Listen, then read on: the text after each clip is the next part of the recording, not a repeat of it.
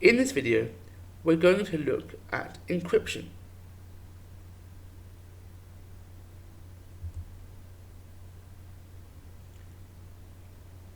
So, what is encryption? Encryption is changing data into a code that will make it difficult for others to understand. Here's an example.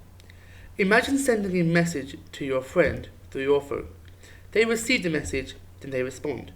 It's just a friendly conversation between two people, except when a hacker performs what's called a man-in-the-middle attack. This is where the hacker tries to get hold of the message while it's on its way between you and your friend, so now he can read the messages too. However, if we encrypt the messages, you and your friend can communicate securely, and when this hacker tries to intercept, he is just showing some code which makes no sense to him. That's encryption.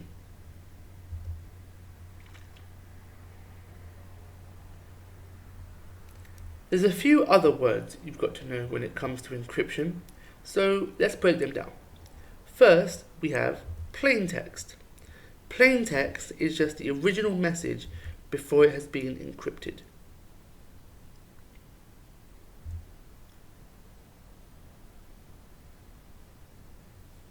Next, you should know about ciphertext. This is the encrypted message.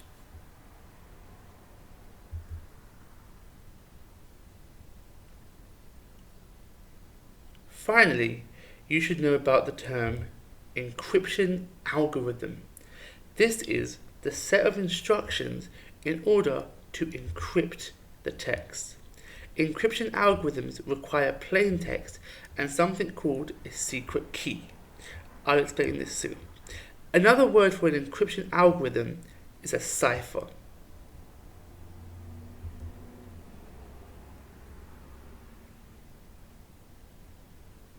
So, here's how encryption works.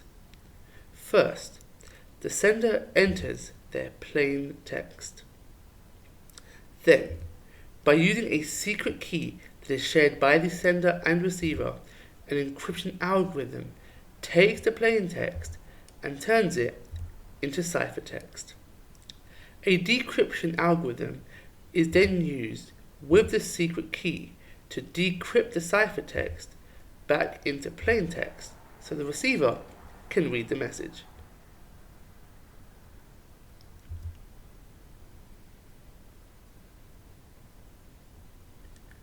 A few new key terms popped up in that explanation. Let's look at them now. The first was decryption.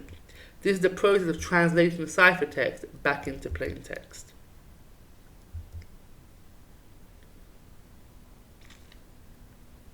Next, we had decryption algorithm. This is the opposite of an encryption algorithm. It is a set of instructions to decrypt the ciphertext.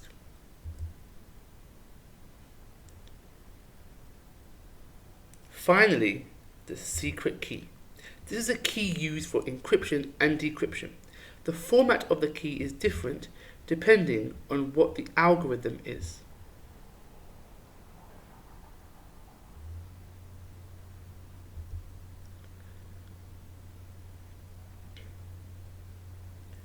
The earliest form of encryption was invented by Julius Caesar.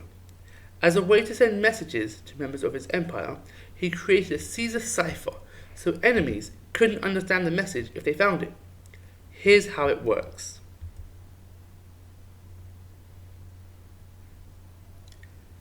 Let's say our key is a number. For example, 3. When we choose a letter of the alphabet, like the letter A, we'll replace it with the letter that comes 3 spaces after. So A becomes D. Now, using a key of 3 on the word hello, H is K, E is H, L is O, and O is R. And there's our encrypted word.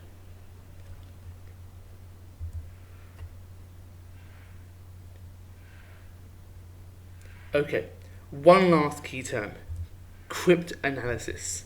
This is the process of analysing ciphertext to work out the key. This can be done in two ways.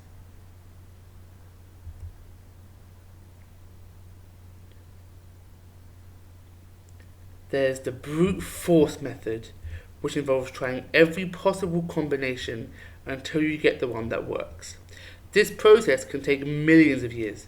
In fact, feel free to check out howsecureismypassword.net to find out how long it would take a computer to work out your password using a brute force attack.